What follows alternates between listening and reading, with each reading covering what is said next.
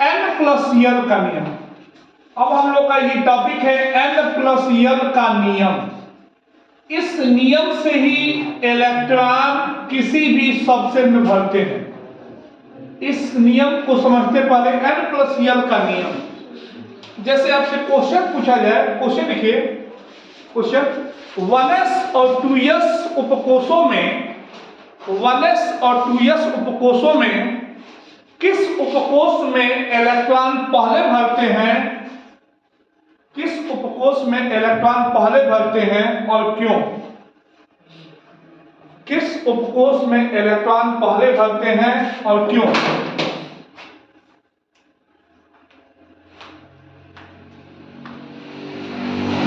और क्यों? तो क्वेश्चन ये तो हमें पता रहता है कि 1s में इलेक्ट्रॉन पहले भरते हैं, 1s उपकोष में पहले भरते हैं और 2s उपकोष में बाद में भरते हैं। लेकिन क्यों? ये होता है n प्लस यल नियम से। देखिएगा n प्लस यल दोनों के लिए निकाल दे, ठीक है ना? ध्यान दीजिए 1s के लिए n का मान क्या है? 1 और l का मान क्या है? 0।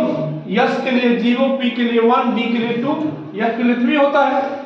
तो ns इसका वैल्यू क्या हो गया? 1। इसके लिए n प्लस यल 2 प्लस और l का वैल्यू क्या है? 0 इक्वल टू 2, ठीक है ना? तो यहां पर 1s के लिए n प्लस l की वैल्यू क्या है? 1 और 2s के लिए n प्लस l की वैल्यू क्या है? 2। तो इसका आंसर कैसे करेंगे कि इलेक्ट्रॉन सबसे पहले 1s उपकोष में पहले भरता है, क्योंकि 1s के लिए n प्लस l की वैल्यू क्या है? 1 है और 2s के लिए n प्लस l की वैल्यू क्या है? 2 है। यदि यहां से रूल आया ns प्लस l का रूल फर्स्ट रूल आया कि इलेक्ट्रॉन, पहला रूल आया कि इलेक्ट्रॉन लो एनर्जी लेवल से हाई एनर्जी लेवल में भरता है, हाई एनर्जी लेवल में भरता है, ठीक है?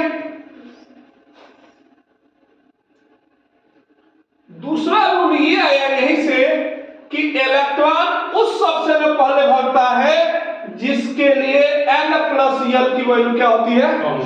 यानी जिस सबसेल के लिए n प्लस l की वैल्यू कम होती है उसी सबसेल में क्या करते हैं? इलेक्ट्रॉन पहले भरते हैं।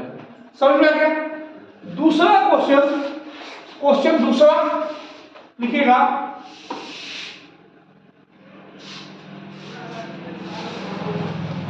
2p तथा 3s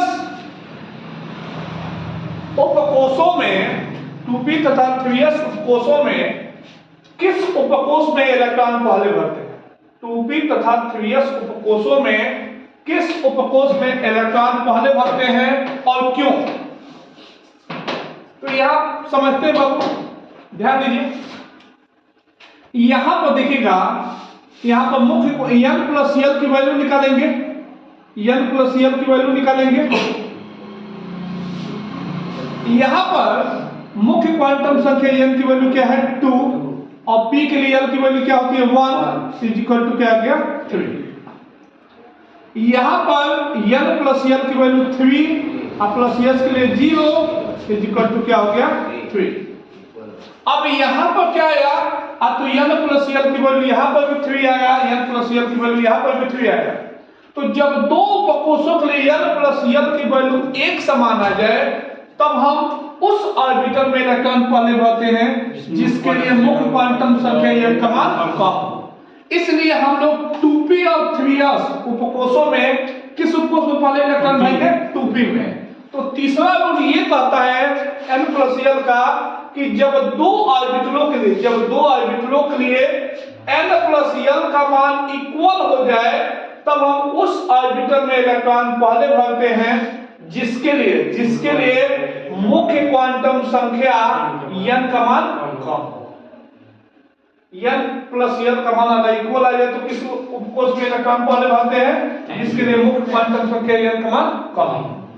एक और इसी पर क्वेश्चन करते हैं, एक और इसी पर क्वेश्चन करते हैं। समझ में आ गया क्वेश्चन? ये बहुत सबसे ज्यादा क्वेश्चन यही पूछा जाता है। क्वेश्चन लिखिए, 3D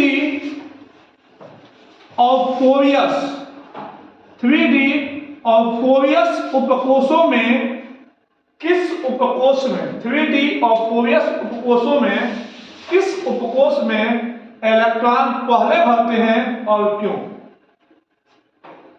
किस उपकोष में इलेक्ट्रॉन पहले भरते हैं और क्यों? तो देखिएगा, आंसर समझिए। सबसे पहले हम लोग इसके लिए क्या करते हैं, ध्यान दीजिए। सबसे पहले हम लोग इसके लिए n प्लस यल की वैल्यू निकालते हैं।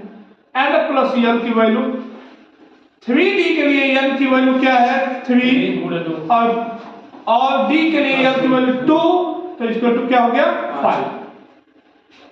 फोरियस के लिए n प्लस यल की वैल्यू, तो n की वैल्यू क्या है 4 और s के लिए l की वैल्यू क्या है 0 यानी 4। अब हम लोग पहला रूल यहाँ दूसरा रूल देखेंगे। यहाँ पर इस फोरियस उपकोष के लिए n प्लस यल की वैल्यू क्या है 4 और 3D उपकोष के लिए n प्लस यल की वैल्यू क्या है। तो हम लोग ये पहले पढ़ चुके हैं रूल नंबर सेकेंड कि इलेक्ट्रॉन उस सबसे में पहले भरते हैं जिसके लिए n प्लस यल की वैल्यू कम है, क्योंकि electron low energy level to high energy level पर फील होती है। इस क्वेश्चन का आंसर हम लोग कैसे करेंगे कि सबसे पहले 3D और फोरियस उपकोष में इलेक्ट्रॉन पहले भरेंगे, क्योंकि फोरियस उपकोष के लिए n प्लस यल की वैल्यू 4 है, 3D उपकोष के लिए n प्लस यल की वैल्यू 5 है। और हम यह जानते हैं कि इलेक्ट्रॉन उस सबसे में पहले भरते हैं जिसके लिए n प्लस यल की वैल्यू क्या हो कम हो, क्योंकि electron low energy level to high energy level में भरता है। अगर एक और क्वेश्चन कर दिया जाए यहीं पर क्वेश्चन कि 2D उपकोष क्यों नहीं संभव है। हम लोग पढ़े हैं 1s होता है, 2s होता है, 2p होता है, लेकिन 2D नहीं होता है। 3s होता है, 3p होता है, 3D होता है, लेकिन 2D नहीं होता है। तो अगर हम क्वेश्चन करें कि 2D उपकोष क्यों नहीं संभव है, तो समझिएगा यहां पर n की वैल्यू क्या है 2 और l की वैल्यू क्या है 2, n की वैल्यू क्या है 2 और l की वैल्यू क्या है 2। कोई भी अगर हम सबसे लिखे 1s, तो यहाँ पर n की वैल्यू 1, l की वैल्यू 0, 2s, l की वैल्यू 2, n की वैल्यू 2, l की वैल्यू 0। ऐसे ही लिख दे 2p, l की वैल्यू 2, l की वैल्यू 1। कोई भी सबसे लिख दे, 4f लिख दे, तो l की वैल्यू 4, l की वैल्यू 3।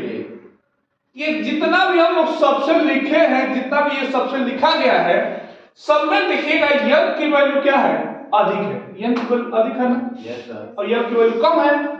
लेकिन इस सबसेल के लिए n प्लस l की वैल्यू क्या है, l की भी वैल्यू 2 है, l की भी वैल्यू 2 है, यानी n और l की वैल्यू 2 है। तो अगर इसको आंसर ये 2D उपकोष संभव नहीं होता है, क्योंकि केवल वही उपकोष संभव होता है जिसके लिए मुख्य क्वांटम संख्या n का मान द्विघांसी क्वांटम संख्या n के मान से अधिक हो, इसलिए 2D उपकोष संभव नहीं है। तो हम लोग n प्लस l का नियम पढ़े। पहला नियम क्या कहता है कि electron low energy level to high energy level में फील होता है। दूसरा रूल ये कहता है कि इलेक्ट्रॉन उस सबसे में पहले भरता है जिसके लिए n प्लस l की वैल्यू क्या हो कम हो। तीसरा रूल कहता है कि जब दो सबसेल के लिए n प्लस l की वैल्यू इक्वल हो जाए, तब उस सबसेल में इलेक्ट्रॉन को पहले फील करते हैं, भरते हैं, जिसके लिए मुख्य क्वांटम संख्या यानी प्रिंसिपल क्वांटम नंबर n की वैल्यू क्या हो कम। चौथा रूल ये कहता है केवल वही सबसेल संभव है, केवल वही उपकोष संभव है जिसके लिए मुख्य क्वांटम संख्या n का मान द्विघांसी क्वांटम संख्या l के मान से अधिक। ठीक है, नोट कीजिए।